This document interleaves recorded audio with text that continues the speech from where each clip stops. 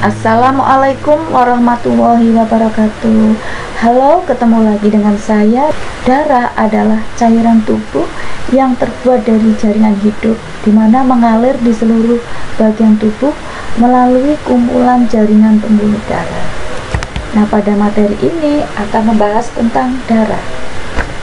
Darah itu dipelajari pada sistem peredaran darah pada manusia.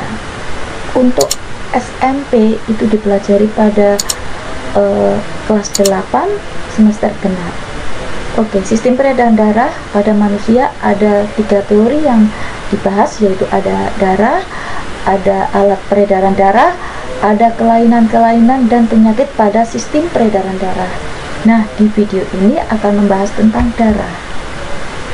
Ya, darah itu kelihatannya cair ya, tapi dalam kenyataannya tidak.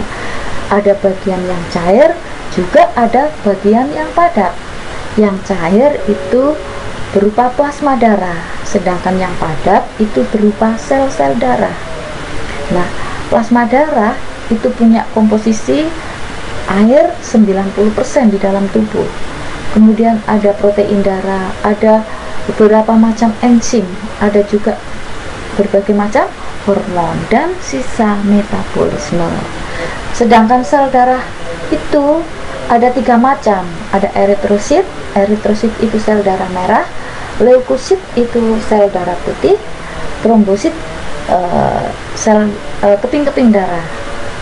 Nah, komponen-komponen darah ini punya fungsi, jadi punya jatah fungsi sendiri-sendiri. Oke, kita masuk bagaimana fungsi dari plasma darah. Untuk fungsi plasma darah itu menyalurkan sel-sel darah, sel darah merah, sel darah putih, dan keping-keping darah, merupakan cadangan air untuk tubuh.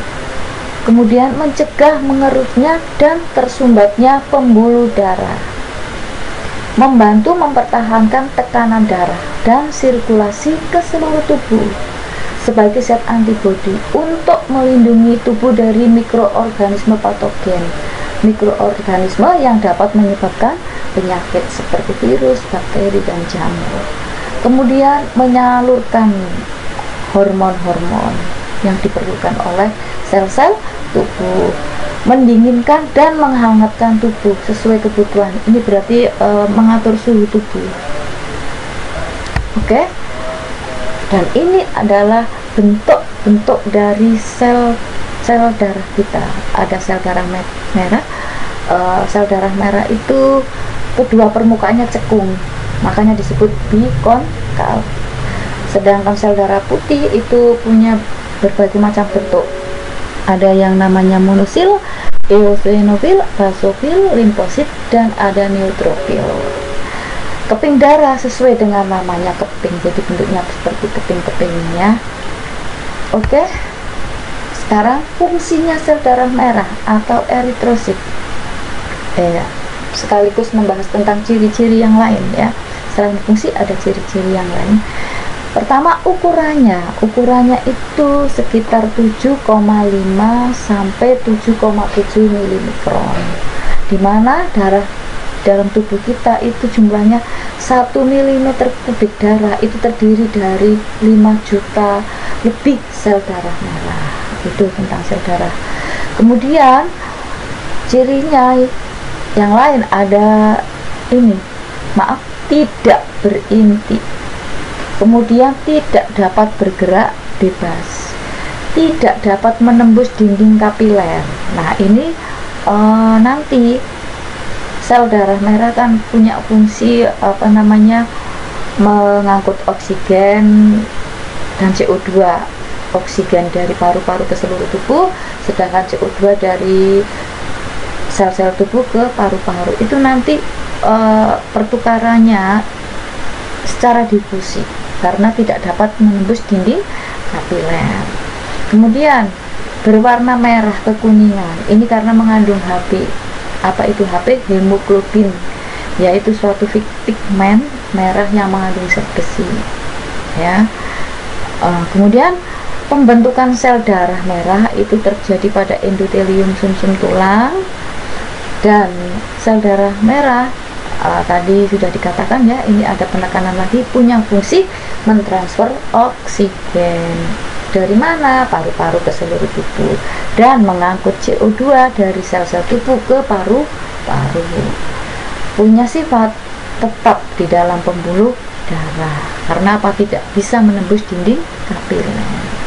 Itu tentang sel darah merah atau eritrosit. Sekarang yang sel darah putih atau leukosit. Sel darah putih itu berjumlah kurang lebih sekitar 6.000 sampai 9.000 butir atau 6.000 sampai 9.000 mm kubik.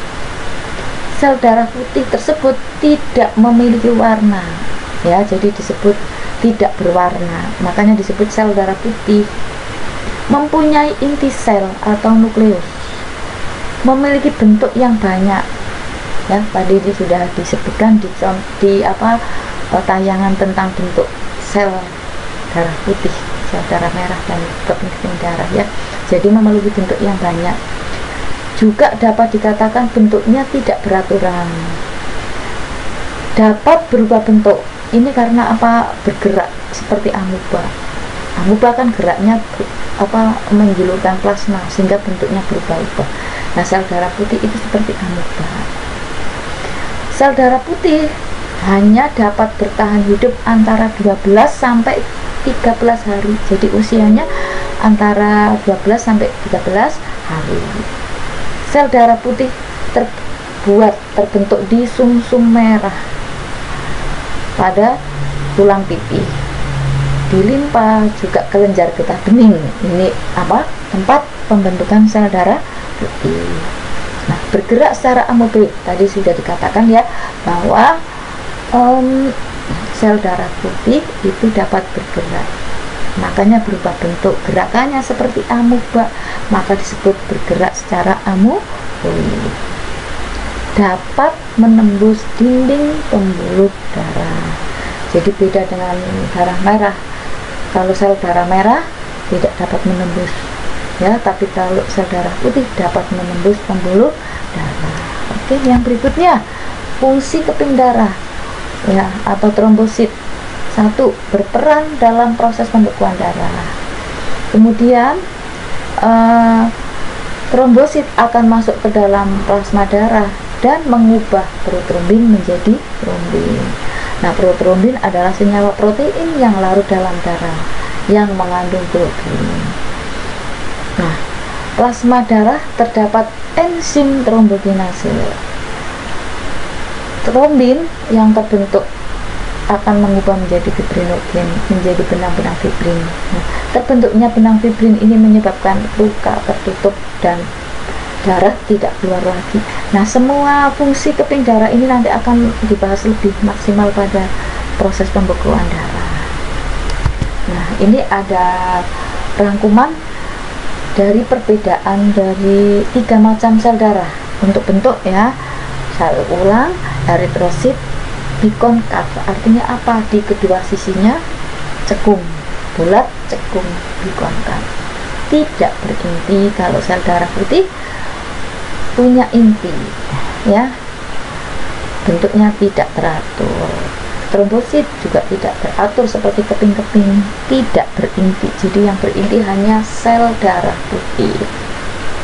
Fungsi eritrosit itu mengangkut oksigen dari mana?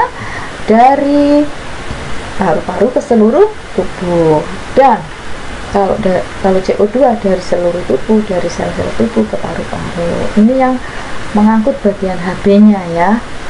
Kalau sel darah putih itu membunuh kuman sebagai zat antibodi. Kemudian trombosit itu untuk proses pembekuan darah. Sekarang jumlahnya, kalau eritrosit sekitar 4 sampai 5 juta, sel darah putih itu sekitar 8.000 sampai 9.000-an, sedangkan trombosit paling sedikit ini antara 100 enggak banyak ya. Yang paling sedikit adalah sel darah putih. Kalau keping darah sampai 250.000-an. Untuk usia, eritrosit paling lama 4 bulan ya, 120 hari. Sedangkan leukosit antara 12 sampai 13 hari. Nah, yang paling cepat ya usianya adalah trombosit, hanya 8 hari. Tempat pembuatannya, eritrosit kalau pada saat di rahim ibu ya itu hati dan limpa. Tapi kalau sudah keluar, sudah lahir ya, itu pembentukannya di sumsum tulang pipi. Kemudian untuk leukosit itu di sumsum merah pada tulang pipa, di limpa dan kelenjar limpa. Sedangkan trombosit di sumsum tulang. Oke, itu tentang materi darah. Mudah-mudahan bermanfaat, khususnya untuk anakku kelas 8. Terima kasih. Jangan lupa subscribe, like, and share. Terima kasih. Wassalamualaikum warahmatullahi wabarakatuh.